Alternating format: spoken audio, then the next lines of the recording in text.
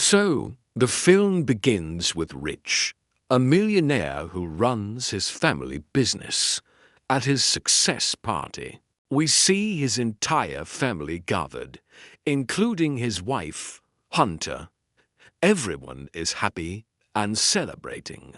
But ever since Hunter got married, she has felt very lonely. Everyone else in the family is busy with the business, while she spends her time alone at home. To pass the time, she plays games, does sketching, or cooks, but none of it really helps. She often feels exhausted. She waits all day just to talk to Rich when he gets home. But every time she tries to talk, he's glued to his phone. She doesn't get the attention she longs for. Days pass like this, until one day, Hunter finds out she's pregnant. She's overjoyed and shares the news with Rich. Rich is also happy and plans a family dinner to announce the big news to his parents. Everyone is thrilled to hear it. At the dinner, Hunter wants to share the story of how she discovered she was pregnant. But Rich's father interrupts her, and the conversation shifts back to business. This makes Hunter feel even more alone, and frustration builds inside her. She looks at the table, sees a glass filled with ice, and out of anger, starts crunching the ice loudly. The noise irritates everyone. But Rich's mom understands. She assumes Hunter's behavior is due to her pregnancy. She believes it's normal for women to feel emotional or even depressed during this time. The next morning, to help Hunter cope, she gives her a book about overcoming depression. Hunter had hoped for a real conversation, but Rich's mom leaves right after handing her the book. Hunter starts reading it. One line stands out. To overcome depression, try doing something new every day, something you've never done before. That gives her a strange idea. She picks up a small glass marble and swallows it. Surprisingly, it makes her feel good, in a way she's never felt before. Later, when Rich comes home, he notices Hunter is much happier than usual.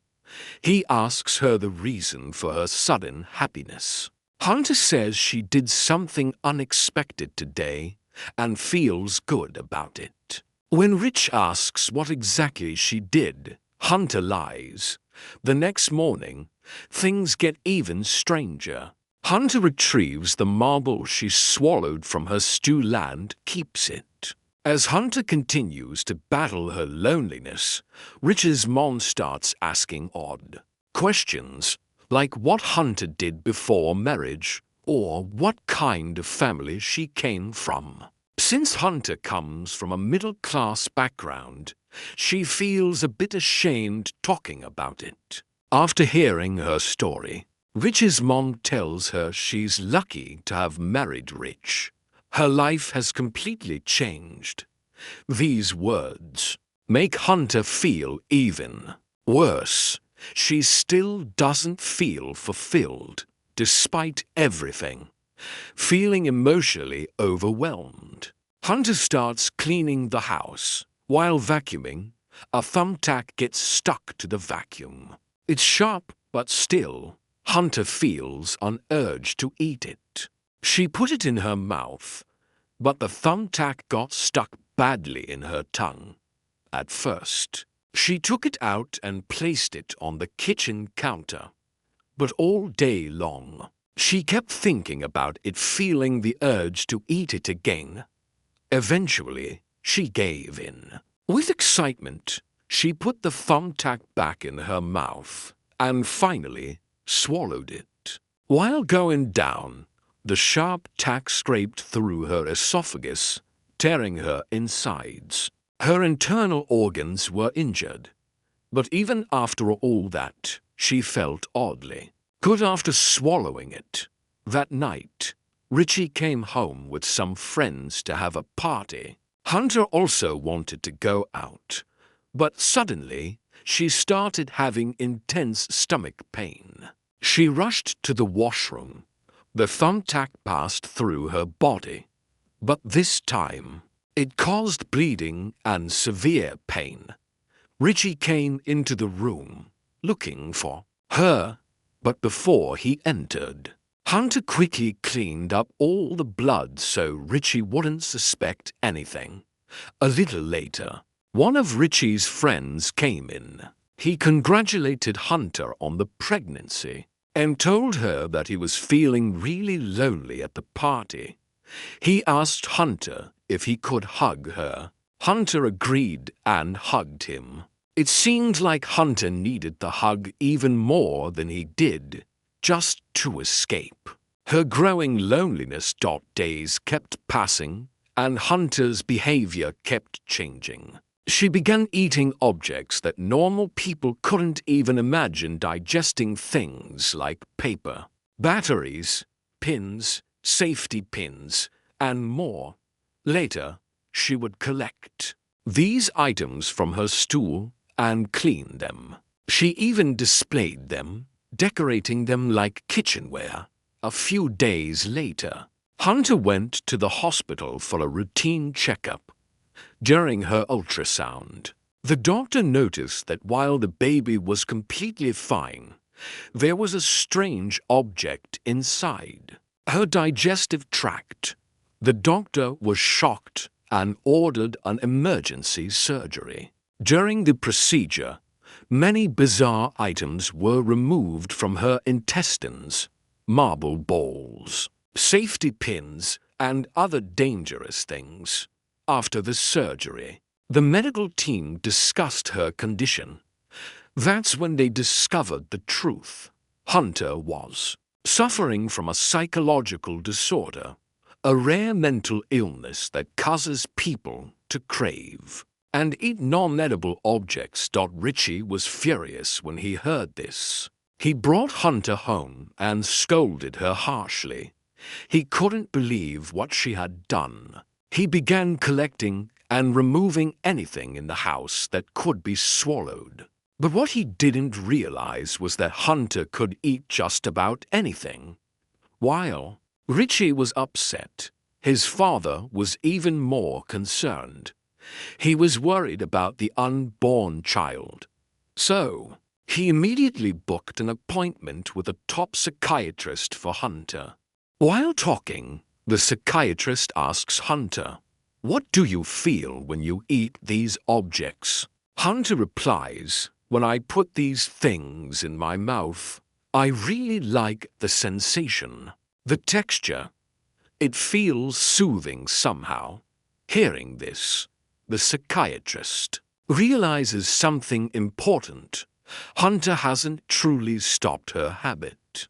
The psychiatrist informs Richie about her condition. Richie then hires a full-time bodyguard for Hunter, someone who would watch her 24/7 to make sure she doesn't eat anything dangerous. But the moment this bodyguard enters her life, Hunter becomes even more frustrated and angry. We can see that the bodyguard also dislikes Hunter's behavior. He seems irritated and judgmental toward her. In his mind, he wonders, how can someone living in such a big house with every luxury still be unhappy and mentally disturbed, despite the bodyguard watching her every move? Hunter still manages to sneak into the bathroom and secretly eat things she shouldn't. Now, a few days later, it's Richie's birthday. Hunter plans a grand party for him. She's smiling and welcoming guests, even though she doesn't usually enjoy socializing. But something terrible happens at the party. People begin bringing up her condition, talking openly about her illness of eating non-food items. Hunter becomes furious. She turns to Richie and asks, "Why did you tell everyone about this?" But Richie replies, "I was only thinking about what's best for you." That night, Hunter feels so betrayed that she asks Richie to apologize to her. In the next scene, we see the therapist visiting again. Hunter is finally feeling good while talking, because more than anything, she just wanted someone to listen to her. After the therapist leaves, Hunter goes out into the garden and starts tending to the plants. Even then, she feels a strong urge to eat the soil, but she holds herself back and controls it. Later, when she goes to the washroom to wash her hands, she accidentally overhears Richie. He's giving money to the therapist, asking her to report everything about Hunter's sessions back to him. Hearing this, Hunter panics. She begins to wonder what private things the therapist may have shared with Richie. She is heartbroken. Her trust is shattered. But instead of saying anything, she hides her pain. She breaks down silently, crying uncontrollably. To escape, she crawls under the bed. Moments later, her bodyguard comes in and finds her hiding there under the bed. Her guard was deeply moved by her condition that day. For the first time, he truly began to understand her loneliness. He didn't say a word.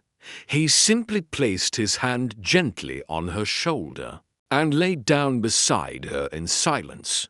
After a while, when Hunter opened her eyes, she saw that the guard had fallen asleep there with her. She quietly got out from under the bed, but her anger still hadn't faded, consumed by frustration. Hunter once again felt the urge to eat something strange. She began opening cupboards, drawers, and cabinets, searching desperately for anything she could swallow. That's when she found a screwdriver. Without thinking, she swallowed it. But this time, the consequences were severe. The screwdriver got lodged in her throat. Strange, choking noises started coming from her, and she collapsed on the floor. Hearing the sounds, the guard immediately woke up and rushed to her side. Her condition was critical, so he called for an ambulance right away. Hunter was rushed to the hospital, where doctors performed emergency surgery. Thankfully, the screwdriver was removed in time, and most importantly, the baby was unharmed. Now Richie and his family became even more concerned. But their concern wasn't for Hunter, it was for the baby. They decided that the best thing for now was to send Hunter to a psychiatric hospital, where she would be monitored 24/7. This way, they believed the baby would remain safe until birth. They told Hunter that after the baby is born, she would be free to return home. At first, Hunter refused, but then Richie said, "If you don't sign these papers, I'll divorce you." So, unwillingly, she had to agree. Her guard, who now truly understood her feelings, was growing deeply concerned for her well-being. The next day, Richie's entire family came to drop Hunter off, and the guard was with them too. But just as they were leaving, Hunter said she forgot her charger and ran back inside the house. The guard followed quickly, only to find that Hunter wasn't after her charger. She was trying to escape. Instead of stopping her or alerting the others, the guard decided to give her a chance. When Richie and the others came inside, he lied and told them that she had run off in a different direction. Meanwhile, Hunter had already taken a jungle route and reached a hotel far from home. Outside the hotel, she grabbed a handful of soil and took it to her room, where she started eating it. Later, she called Richie and said, "I've run away. I don't want to stay with you anymore. I was only having this baby for you, but you never accepted me. You never gave me your time. And now, you've threatened me with divorce. I don't even want this baby anymore." Richie was heartbroken and begged her not to do anything wrong. He pleaded, "Hunter, please don't do this. You don't have a degree or a skill. You won't be able to survive like this. You need me." But Hunter calmly hung up the call. That night, she stayed in the hotel room, eating soil and watching TV. The next day, she left the hotel and called her mother. She finally opened up about everything she'd been going through. Hunter realized that her issues didn't begin recently. They went all the way back to childhood. Her biological father had abandoned her, and her extremely religious mother had once considered not having her. All of these suppressed emotions had haunted her for years. So she decided to confront her past. She forced her mom to give her the address and went to meet her real father. When she reached his house, a birthday party was going on. It was her stepbrother's birthday. Everyone thought Hunter was just another guest, until she said, "I'm not a guest. I'm your daughter." Her father took her aside and asked, "Why have you come here?" But instead, Hunter asked, "Why did you leave me? Why did you hurt my mother?" The man lowered his head and admitted, "Yes, it was all my fault. Back then, I thought I was powerful, and in that arrogance, I destroyed your mother's life." He told her that he had spent 7 years in prison for what he did, and only then had he realized the difference between right and wrong. They both became emotional. Hunter could see he was truly ashamed.